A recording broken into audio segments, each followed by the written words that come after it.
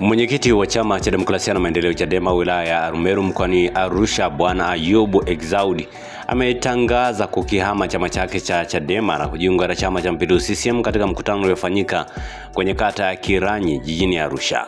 Mbele ya wananchi na viongozi wa chama cha Mapinduzi, Ayubu amesema uamuzi wake wa kutimkia chama cha Mapinduzi umetokana na kuridhishwa na utekelezaji mkubwa wa miradi mbalimbali ya maendeleo unaotekelezwa na Rais Samia Suluhu Hassan sambamba na sera na uongozi wake mzuri katika kuwatumikia wananchi. Ameeleza pia kutoridhishwa na mwenendo wa siasa ndani ya Chadema, akizuia kuzungumza lolote kuhusu misimamo ya Chadema kuelekea uchaguzi mkuu wa baadaye mwaka huu pamoja na kampeni ya no reform no election.